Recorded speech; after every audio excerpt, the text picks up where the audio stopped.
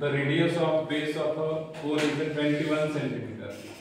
म्हणजे हा झाला आपला radius is equal to 21 centimetre आणि हाईट जी आहे आपली ज्याला h म्हणतो हा h 20 सेंटीमीटर झाला. ठीक आहे. Height it's volume. आपल्याला काय शोधायचं आहे की याचं व्हॉल्यूम काय हा आहे आपला प्रश्न. ठीक आहे. तर आपल्याला काय गोष्ट दिलेली आहे त्याने रेडियस दिलेला आहे, हाईट दिलेली आहे आणि व्हॉल्यूम शोधायचं आहे.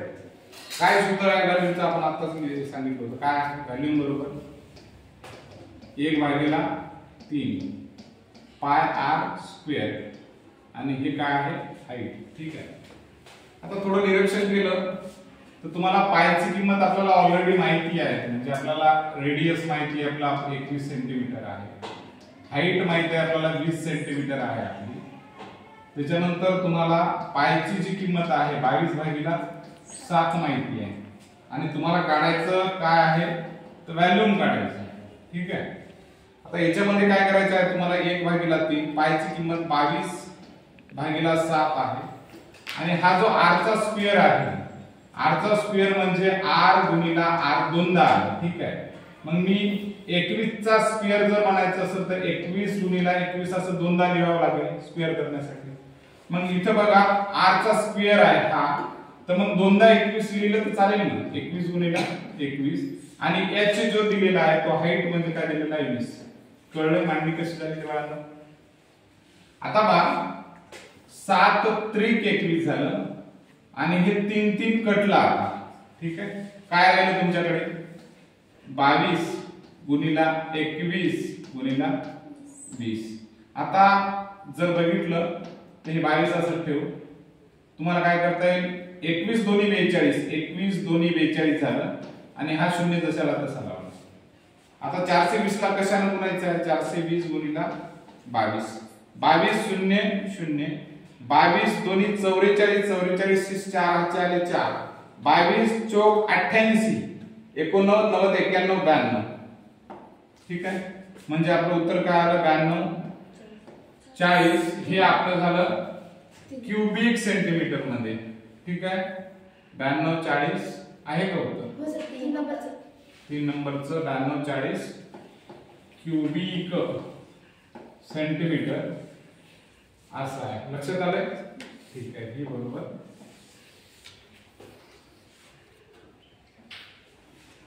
त्याच्यानंतरचा प्रश्न बघा आपल्याला काय दिलेला आहे यांनी बघा सिंपल इंटरेस्ट फॉर 2 इयर्स.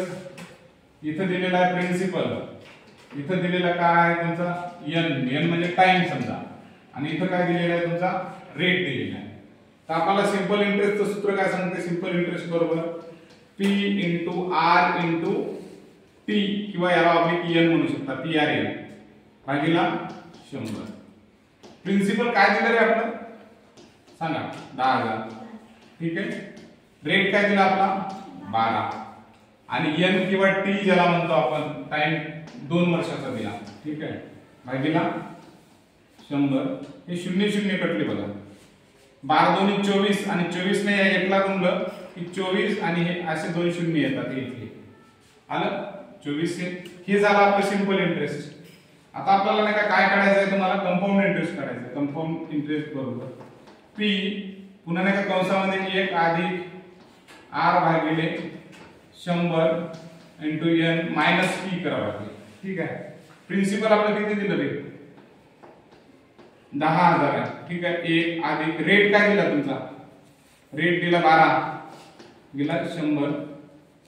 हे किती वर्षाचा आहे 2 वजा प्रिन्सिपल. प्रिन्सिपल म्हणजे काय झाले आपले पुन्हा 10000. ठीक आहे.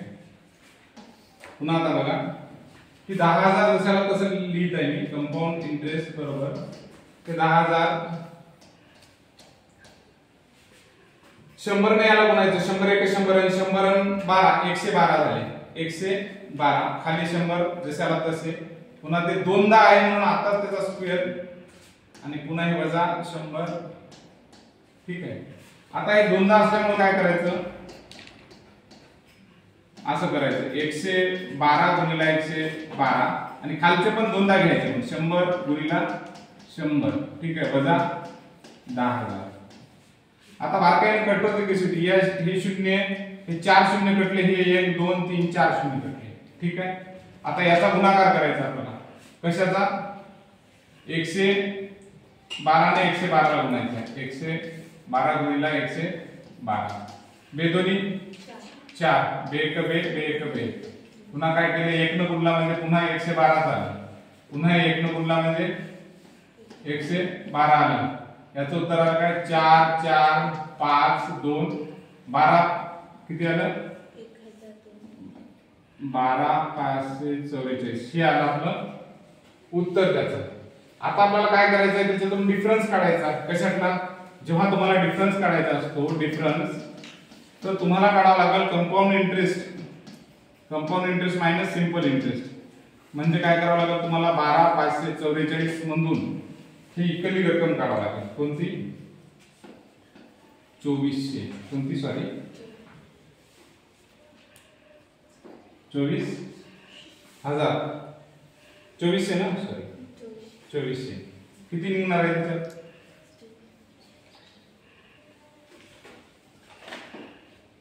पहिल्यांदा याच्यातून काय करावं लागेल तुम्हाला? काय वजा करावं लागेल? हे 1000 वजा करायचे राहिले नाही इथून. सॉरी हे 1000 वजा करायचे राहिले आपले.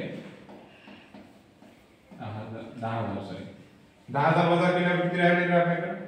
2544. फक्त एवढीच रक्कम राहिली आहे ना, आपण वजा करायचे राहिले होते.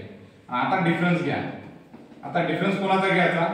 हे पाहिजे, याचा डिफरन्स घ्यायचा आणि या 2400चा डिफरन्स घ्यायचा. म्हणजे सिंपल इंटरेस्टचा या कंपाऊंड इंटरेस्ट मधून सिंपल इंटरेस्ट वजा करायचं. म्हणजे 2544 मधून 2400 वजा करायचे. काय आलं तुमचं? 144.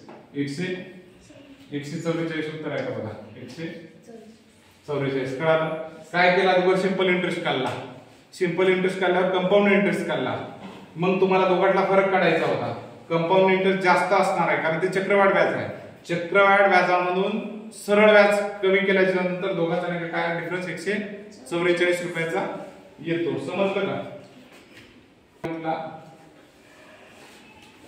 Find the compound interest of RAS 10,000 at the 10 PCPA for 3.5 years. पहिल्यांदा आपण काय करूया, त्याचा फॉर्म्युला आपल्याला नाही का घ्यायचा असेल समजा A P आणि ब्रॅकेट मध्ये काय घ्यावं लागणार आहे तुम्हाला? 1 R भागिले 100 n. एवढा आपल्याला काय आहे? सूत्र आहे. पहिल्यांदा आपल्याला काय 3 वर्षासाठी नाही का करताना याला मी असं लिहित असतो बघा, 3 वर्ष घेतो आणि पुढे नाही का याला म्हणतो मी 6 महिने म्हणतो. 6 मंथ असं म्हणलं तर काही प्रॉब्लेम आहे का कोणाला? आहे का प्रॉब्लेम कोणाला असं म्हटलं तर? नाही ना. तर आपण काय करूया, आपल्याला जर 3.5 वर्षाचं काढता येत नसेल तर अगोदर मी काय करतो, ओनली फॉर 3 इयर्स की मी पहिल्यांदा काढणार आहोत ते फक्त 3 वर्षाचं काढणार आहोत. 3 वर्षाचं चक्रवाढ अमावणे करणार आहोत.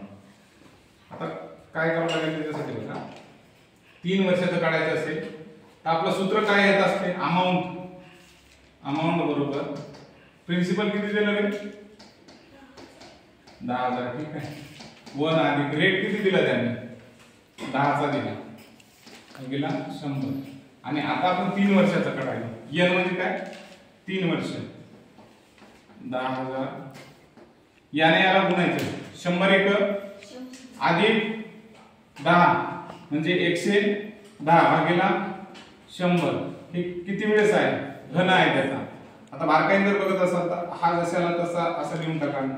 आणि हे 3दा असल्यामुळे हे 3दा लिहून टाकू आपण. 110 भागिले 100, 110 भागिले 100 आणि 110 भागिले 100. कटवती कशी होती पहा. हे पहा 1 2 3 4 कटले. मग याच्यातले पण मी असेच कटत, सॉरी हे असेच राहू दे बाबा सध्याचे. याच्यासोबत हा कटला, याच्यासोबत हा कटला आणि याच्यासोबत हा कटला. खाली किती राहिले? आणखी 0 तरी एक्स्ट्रा खाली आहे पहा. याच्यासोबत हा कटला, याच्यासोबत हा कटला, याच्यासोबत हा कटला. कळालं कसं कटलं ते? वर काय राहिले? फक्त 10 आणि इथं 11 11 11 राहिले. 11 गुणिला 11 गुणिला 11 आणि 11चा घन म्हणता येईल का याला? 3 वेळेस असल्यामुळे 11चा घन येतो 1331 गुणिला 10 आणि 10 जर 1331 ला म्हणलं तर 13,310 होतं. 13,310 हे झालं आपलं कशाचं रे? हे किती याच्यासाठी झालेलं आहे पहा बरं, 3 वर्षासाठी झालं. आता राहिलं कितीचं?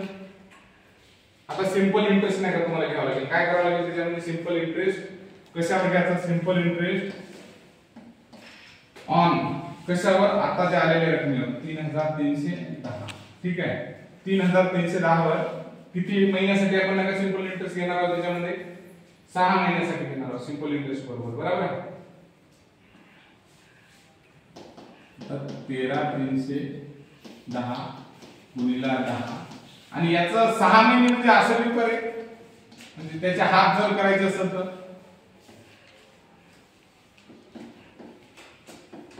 हे काय करावं लागेल तुम्हाला? अशा पद्धतीनं हे हाफ याला असंही मांडता येत होतं, पण हे असं लिहिण्याची याला काय करावं लागतं तुम्हाला? असं लिहावं लागेल. ठीक आहे. आता कटोती पहा कुठं झाला? हे शून्य कटला, हे शून्य कटला, हे शून्य कटला. 1331 भागिला 2 भागाकार करावं किंवा असंच करूया आपण. बेसकम 12 एक राहिला, बेसकम 12 एक राहिला. किती वेळा लागले पुन्हा? बेपंच 10 10 झाले.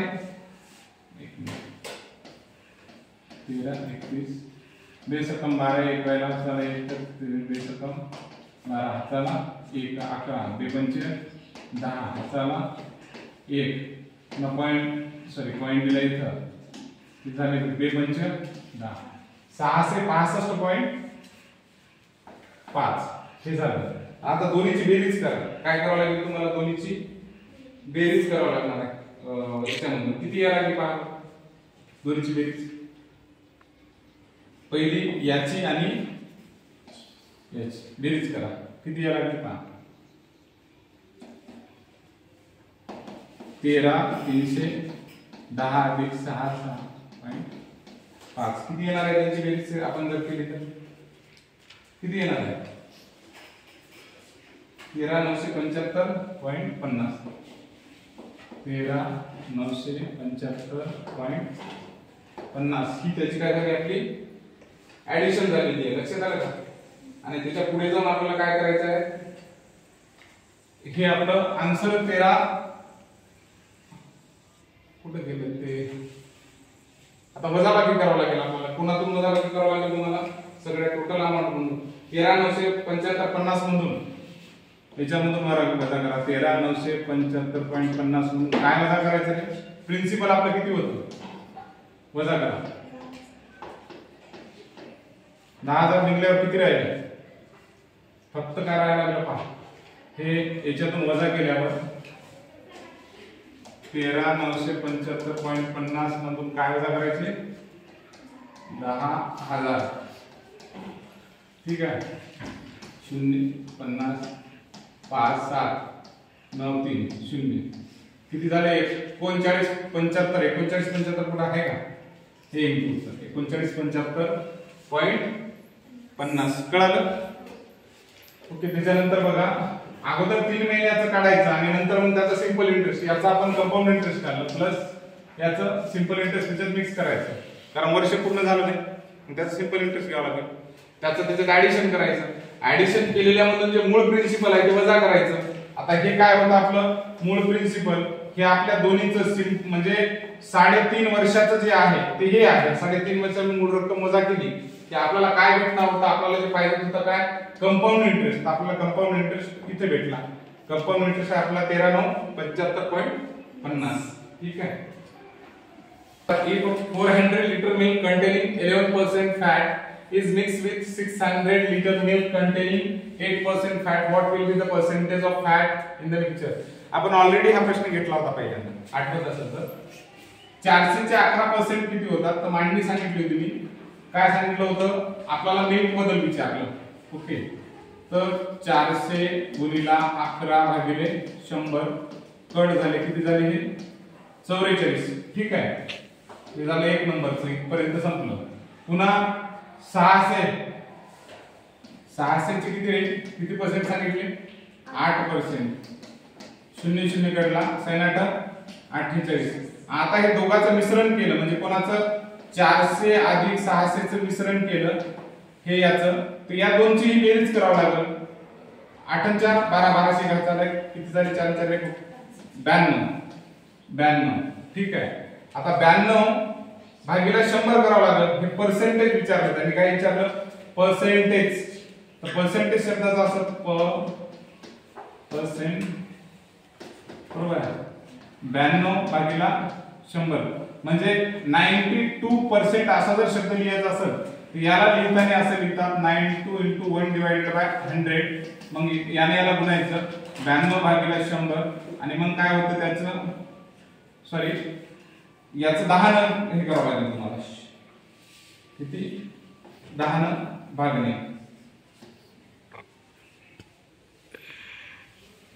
तर किती झाले? 9.2.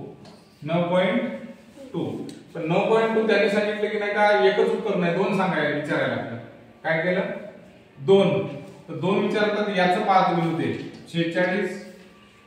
46 भागीला 5 न 46 ला भागायचं. 5 9 45 हाताला 1 इथं झाली 5 2 10. 9.2 आले की नाही याचं, म्हणजे याचं ही 9.2 आहे उत्तर. हे याचा भागाकार म्हणजे छेद. म्हणजे कोणतं उत्तर आहे? 3 आणि 2.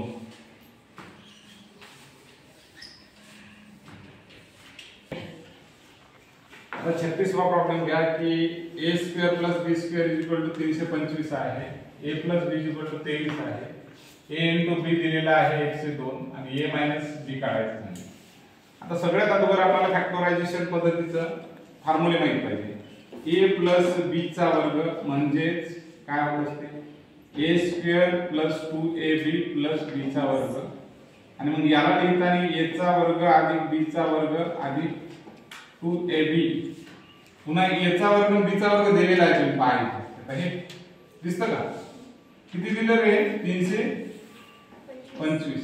आणि ab पण दिलेला आहे पहा नाही. ab म्हणजे 2 गुणिला 102. 325 अधिक 102 म्हणजे 204 व्हायला याची दुप्पट. आणि याची बेरीज किती व्हायची? 4 5 9. हे 2 हे 5 529. 529 कशाचा वर्ग आहे? परत 529 कशाचा वर्ग आहे? कशाचा? 13चा.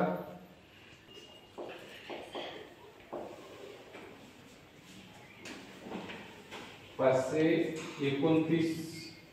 ठीक आहे. आपल्याला 529 इथपर्यंतच राहू दे. ठीक आहे. आपल्याला काही बंधही नाही त्याच्यावर. पुढे बघा. आता एक दुसरा फॉर्म्युला नाही का आपल्याला हे करावं लागणार आहे की a - b हे जे याचा वर्ग आहे ते a + b चा वर्ग - 4ab असं आहे त्याचं सूत्र. लक्षात येते? हे सूत्र लक्षात ठेवणं भाग आहे तुम्हाला. हे सूत्र पाठ करायचं आहे. लक्षात आहे? आता a - b चा स्क्वेअर आपल्याला काढायचा असेल तर a + b चा स्क्वेअर किती दिला रे? a + b चा स्क्वेअर म्हणजे 529 - ab काय आहे? ab म्हणजे 102. 529 वजा 4 2 8 0 4 1 4. 529 म्हणून 4 से 8 गेले किती झाले? 9 तून 8 गेले 1 राहिला. हे 2 आणि 100 आणि 121 जे आहे 121 चा वर्ग a - b बरोबर वर्गमुळात 121 आणि 121 म्हणजे 11 × 11 म्हणजे 11 होते. a - b ची व्हॅल्यू काय यायला लागली? 11. लक्षात यायला काय झालं? सर्वात अगोदर बाळांनो आपण फॅक्टरायझेशन पद्धतीमध्ये हा फॉर्म्युला वापरला आणि हा दुसरा फॉर्म्युला वापरला. पहिल्या फॉर्म्युल्यामध्ये आपल्याला काय a + b ची व्हॅल्यू होती तर आपल्याला a + b चा स्क्वेअर सापडला, जे की युटिलाइज इथं करायचा होता. आणि मग a - b जर काढायचं असेल तर ते फॉर्म्युल्यात 529 टाकले की आपल्याला काय झालं? शेवटी a - b ची व्हॅल्यू भेटलेलं आहे. ठीक आहे. 30 number. A shopkeeper purchased 100 articles for 50 each. 2 of them were damaged. 2 damaged. And he sold the remaining articles at 60 rupees each. What was the percentage of profit and loss? त्याचा formula आहे. काय करावं लागेल अगोदर? आता आपल्याला सगळ्यात अगोदर काय करावं लागेल बघा. पहिल्यांदा प्रत्येक आर्टिकल कितीला आहे? Article cost of each article काय झालेली आहे? प्रत्येक आर्टिकलची 50. असे आहे ना, आपल्याला ना काय एकूण आर्टिकल किती घेतलेले आहेत आता? Total price of 100 articles. 100 आर्टिकलची प्राइस किती? एकाची 50 आहे. 100 गुणिला 50 टोटल किती व्हायला लागली? 5000. बरोबर आहे. आता त्यांनी एक दुसरी गोष्ट सांगितली, टू डॅमेज, दोन नाही का डॅमेज झाले. कशात काय डॅमेज झाल्या? दोन. 100 म्हणल्या दोन वस्तू, हे आर्टिकल आहेत, वस्तू आहेत, हे त्याची किंमत आहे, प्राइस आहे. ठीक आहे, किंमत. याच्यातल्या दोन गेल्यावर किती झाले रे? -2 गेल्यावर 98 झाले. आणि पहिला रेट होता 50 चा, आता किती झाला? 60 झाला. म्हणजे आता आपल्याला कशाने गुणावं लागेल? याला 60 ने गुणावं लागेल. 98 गुणिला 60. 0 0 sin 8 48 8 4 sin 54 55 55 18. ठीक आहे. 0 8 8 5. याची किती व्हॅल्यू आली आता? 5 8 8 0. जर वजाबाकी केली तुम्ही, दोन्हीचा फरक जर काढला तर किती येते? 880. याच्यातून ते वजा करायचे. 880 रुपये आपल्याला काय झालेलं आहे? त्याचं प्राइस झालेली आहे. ठीक आहे, 880. आणि ते कितीवर आहे? पर्सेंटेज प्रॉफिट और लॉस म्हणल्याच्या नंतर कितीवर आहे? 880. 5000 वर 880. ठीक आहे. 5000 वर किती आलेली आहे आपली प्राइस? 800. कारण प्रॉफिट 880 आपल्याला आलं ना. तर आता किती व्हायला लागले याचा हे भागाकार करा. 0 0 कटला, हे 0 0 कटला. 88 ला 5 ने भागणे. 5 1 88 ला 5 ने भागूया आपण. 5 1 5 किती राहिले? 3. 38 5 7 35 किती राहिले? 3. पॉइंट दिला, ती झाली 5 7 30 17.6. 17.6 कुठे गेलं? 17.6 हे आपलं उत्तर आहे. 17.6 लक्षात येते. Selling of article of Rs 260, certain loss is incurred, but if it is sold for 300 rupees, gain is 2.5 times in incurred loss. What is the cost price of article? आता प्रॉब्लेम असा आहे, कॉस्ट प्राइस आपण समजूया. Let's be cost price equal to x समजूया. ठीक आहे. आता x म्हणल्याच्या नंतर सगळ्यात अगोदर आपल्याला त्यांनी वाक्य वापरलेले आहे.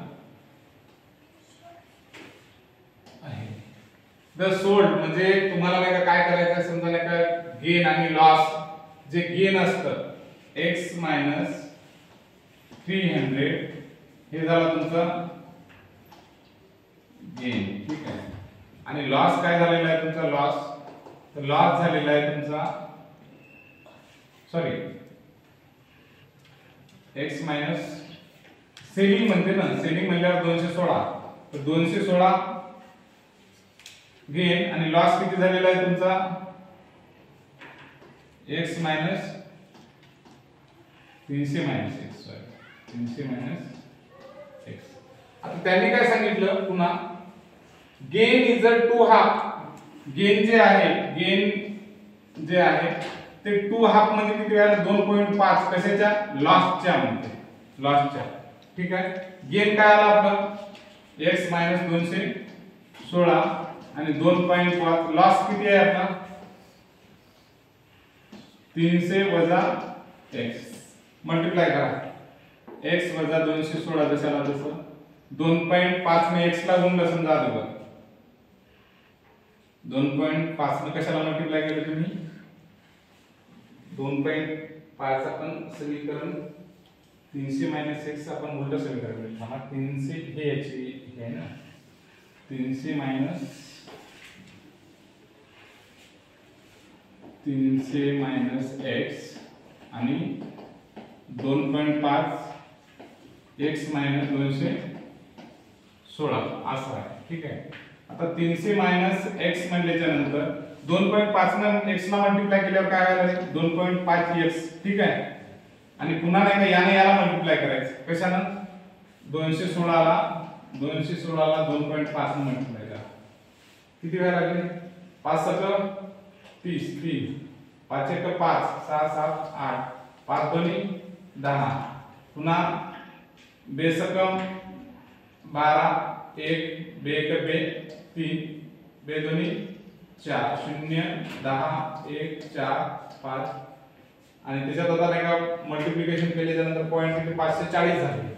किती झाले 540. आता इकडे आल्याच्या नंतर पहा काय होत आहे ते हे 2.5 x इकडे गेला आणि मायनस वाला इकडे गेल्याच्या नंतर काय आलं प्लस वाला x आला आणि हे 300 हे मायनस वाले 540 इकडे आल्यावर किती झाले प्लस वाले 540 आले. हे 2 पॉइंट आणि इथे 1 म्हणजे 3.5x वेळा लागला. ठीक आहे. आणि हे किती वेळा लागलं 300 500 किती वेळा दिले 800 840 होईल नाही 840 आणि 840 भागीला हे 3.5 x. आता हे पॉइंट काढण्यासाठी इकडे एक शून्य देतो. ठीक आहे. आता 5 ला नाही का बघूया याला 5 7 35 5 एक 5 किती राहिले 3 राहिले 5 सक 30 4 राहिले 5 8 40 0. पुन्हा आता 7 ला नाही का काय करायचं तुम्हाला 7 न कशाला वागायचं आहे 1680 किती वेळा लागले 7 दोन्ही 14 किती राहिले 2 7 चौक 28 0 0 आणि 1 0 240 240. ठीक आहे. कळालं काय झालं ते काय करायचं होतं आपल्याला की त्यांनी वाक्य वापरलेलं आहे की gain is a 2.5 times of a लॉसच्या म्हणजे हे जे गेन आहे हे गेन आहे लॉसच्या 2.5 एवढा आहे म्हणजे हे समीकरण आपलं होतं. आणि त्याच्यावरून आपल्याला काय काढायचे होते त्याची कॉस्ट प्राइस काढायची होती. कॉस्ट प्राइस आपल्याला शेवटी काय भेटली तुम्हाला किती भेटली cost price equal to 240. Okay. नंबरचा प्रश्न घ्या. Farmer got a dripping equipment set for agriculture department for शब्द आहे वाटतं फॉर इथं लिहिलं 3,25,000 ऍट 35% डिस्काउंट. किती आहे 35% discount. What is the mark price of equipment त्याची नाही का ते मार्क प्राइस किती आहे. ठीक आहे. छापील किंमत. इथं करत असताना आपण पर्यायाकडे जाऊया. पर्यायाचे 35% जर काढले जर आपल्याला समजा ही जर रक्कम आली तर समजायचं आपलं उत्तर बरोबर आहे. ठीक आहे. आता आपण काय करूया मार्क प्राइस बरोबर याला आपण पहिल्यांदा एक्झाम्पल करूया. ठीक आहे. किती आहे तर 5. ठीक आहे. याचे 35% करूया.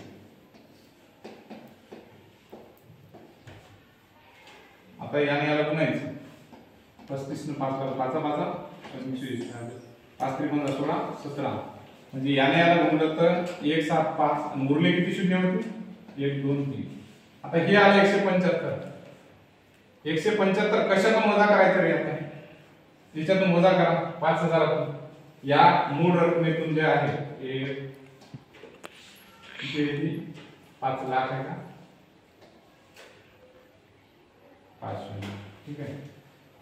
याच्यातून ही रक्कम वजा करायची 0 2 0 गेला 0 2 0 गेला 0 2 0 10 5 गेले 5 राहिले आणि गेला 8 गेले 10 तून 8 गेले 2 राहिले. ठीक आहे. इथं 2 झाले 2 5 2 गेले 5 2 गेले 3 राहिले. आलं ना 5 3 25 3 25 3 0 हे पहा ही रक्कम आली. ठीक आहे. म्हणजे उत्तर कोणतं आहे आपलं 1 नंबर. पर्यायातून जाऊन ही रक्कम पकडायची ते त्याच्यातून नाही का वजा करायची. नंतर जी रक्कम आली ती मूळ रकमेतून याच्यातून आलेली रक्कम वजा करून हे जर आकडा येत असेल तर आपण 35% काय केलं डिस्काउंट दिलं म्हणून समजायचं. ठीक आहे. ताण येत असेल नाही पहिल्यांदा आपण एका सर्कल बद्दल विचार करूया. हे एवढा जो भाग असतो याला म्हणतात रेडियस, आणि रेडियस काय असतं 3.5 आहे. ठीक आहे, एवढं कळतंय का तुम्हाला की मी माझं जे हे रेडियस आहे हे इथून इथपर्यंत जे रेडियस आहे हे आहे 3.5. आता काय आहे area of circle, area of circle की एका वर्तुळाचं क्षेत्रफळ जर काढायचं असेल तर पाय आर स्क्वेअर नावाचं सूत्र आहे. पाय आर स्क्वेअर असते ना. पायची किंमत आपण किती घेतो रे? पाय आर स्क्वेअर कशाची किंमत आहे आपली? आता पाय म्हणजे आपण नाही का तिथे नाही का पायची किंमत आपण 22 भागिले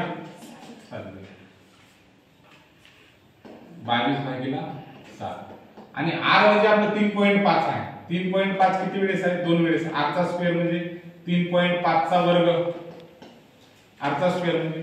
आणि मग काय करायचं 22 भागिले 7 3.5 गुणिले 3.5 5 7 35 म्हणजे 22 गुणिले 0.7 गुणिले 35. आता याचा गुणाकार करायचा.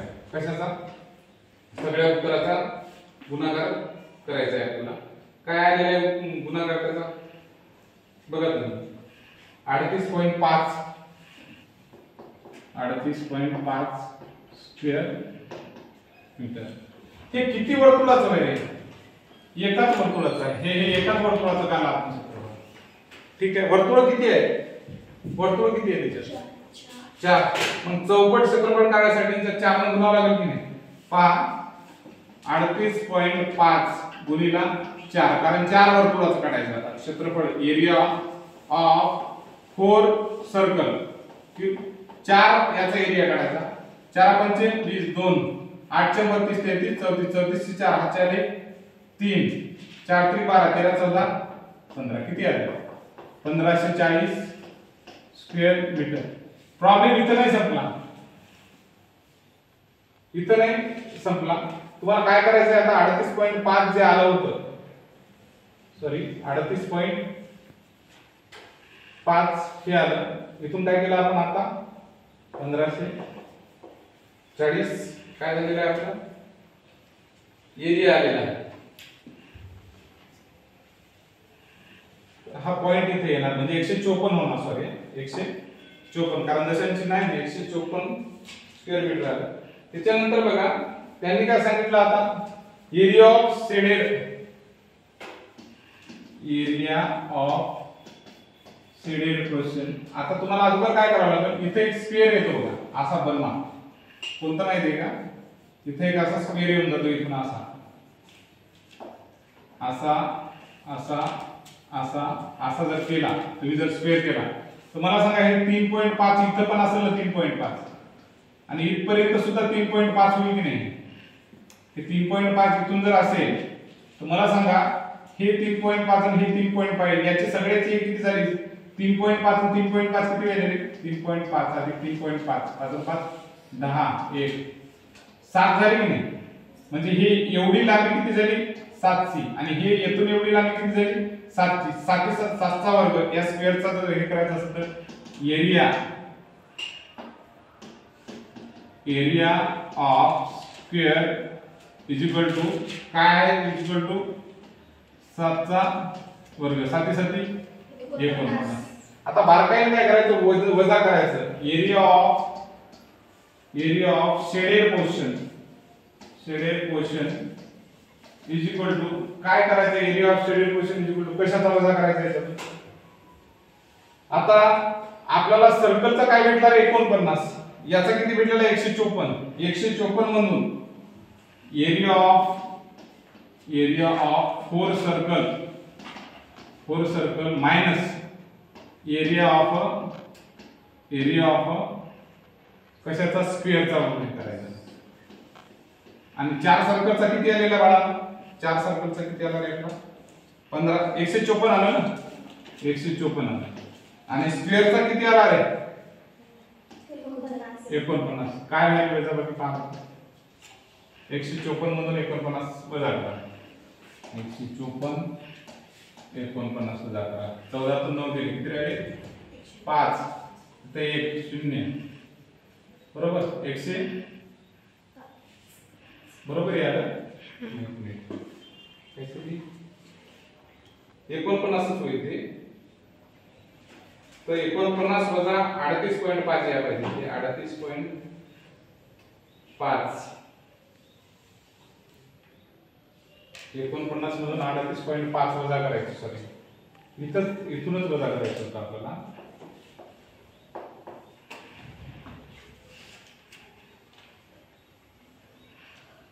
अडतीस पॉइंट 5 मधून 49 वजा किती राहिले? किती राहिले? 51 झाले. 49 मधून 38.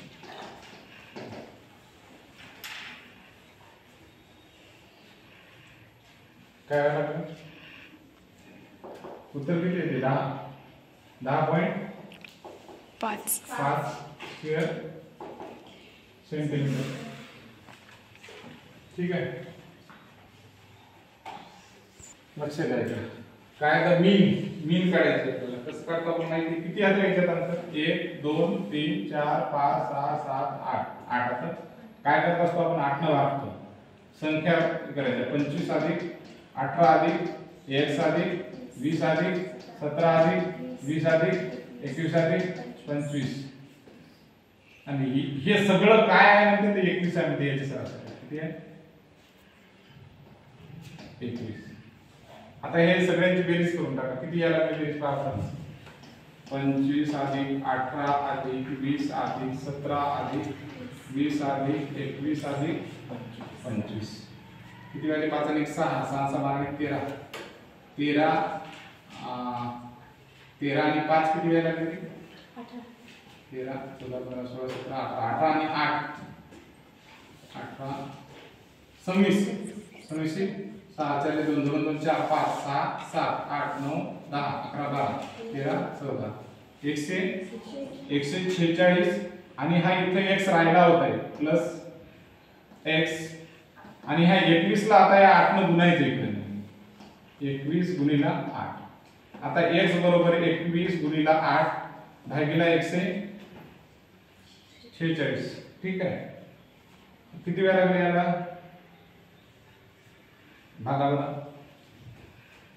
2 चौक 8 2 साती 14 2 त्रिक 6 21 त्रिक 63. मग आपल्याला चुकलं का काहीतरी? याला 146 अधिक x बरोबर 21 भागिला 8. 146 अधिक x बरोबर 21 गुणिला 8. x बरोबर 21 गुणिला 8 भागिले 8 ने याला मल्टिप्लाय करू अगोदर. 8 एक 8 8 दोन्ही 16. ठीक आहे. 146 अधिक x. आता x बरोबर 168 वजा 146 किती राहिला? 168 मधून 146 गेले किती राहिले? 22. 6 गेले 2. 7 2 4 गेले 0. 22. कळालं की जवळ सांगू? याची बेरीज 146 झाली. कशाची? याची प्लस हा x. आणि मग शेवटी काय झालं? सरासरी x 21 आलेली आहे. ठीक आहे. उत्तर लक्षात ठेवा. a प्लस b चा वर्ग हे a square plus 2ab plus b चा वर्ग हे जे सूत्र आहे याच्यानुसार कार्यक्रम बसते.